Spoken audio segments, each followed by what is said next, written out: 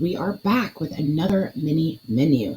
And this one is number 7. And the kind of theme here is going to be picnic.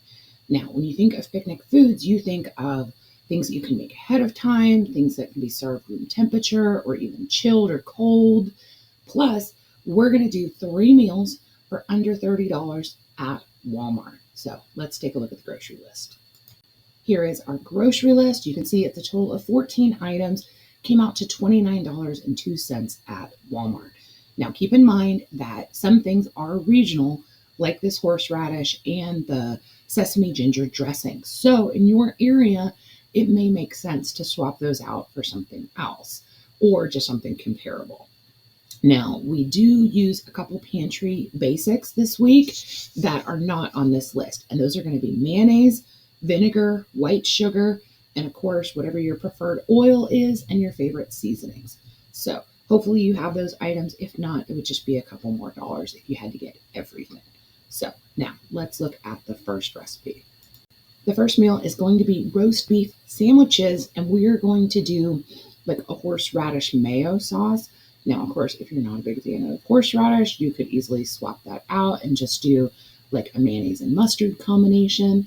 And depending on where you live, sometimes it is easier and cheaper to get like a prepared horseradish creamy sauce where it's basically mayonnaise and horseradish that's already been mixed together, and it usually comes in like a squeeze bottle. So I would play that one by ear.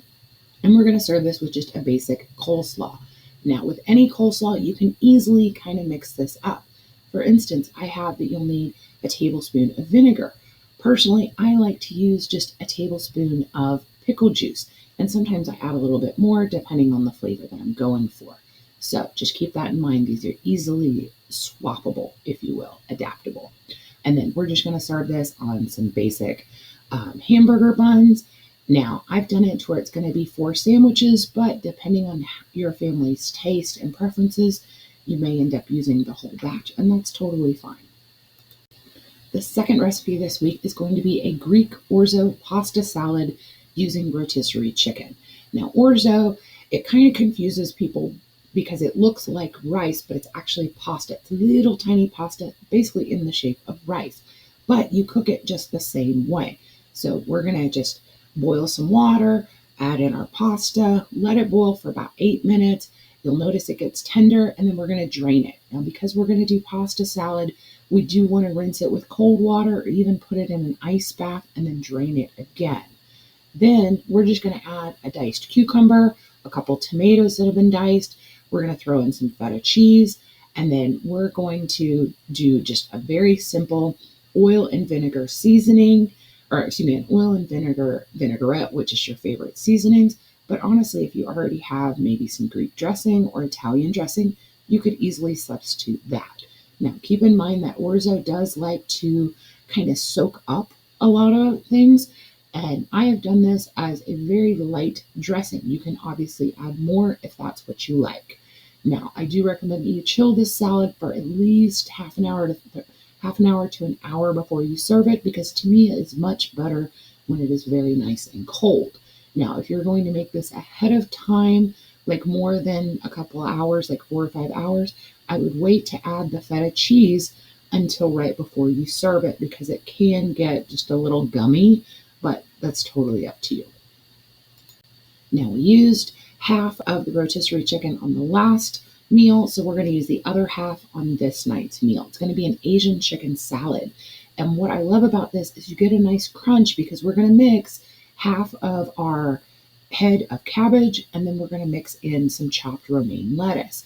And then we add some carrots and then some drained mandarin oranges. I will say that even if I don't have a plan for the juice that the mandarin oranges come in, I go ahead and I freeze the juice in like an ice cube tray, and then I can use that later on. Now, if you wanted to, you could easily make like a mandarin vinaigrette, like add some soy sauce and some vinegar and some oil, and you could do it on your own. But I actually really like just using a pre-made sesame ginger dressing. You can totally play that one by ear. And then some people like the Asian chicken salads to have like that crunch on top. So you could easily add some chopped green onions, some of those little hard chow mein noodles, or even just a pack of ramen noodles where you've crushed them. Don't even have to cook them, but it does give a good crunch.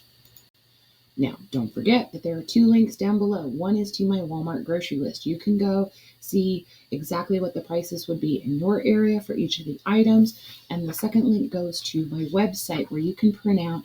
It's a one-page free PDF. It has your grocery list as well as all the recipes just on one sheet.